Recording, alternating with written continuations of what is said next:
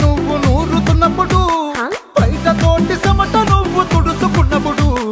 దండాన నీ సొక్కారేస్తున్నప్పుడు నీ ఒంటి వాసనతకు గుర్తొచ్చినప్పుడు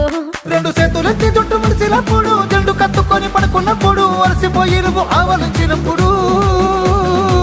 వచ్చుండై ఫీలింగ్స్ వచ్చి వచ్చి చంపేస్తు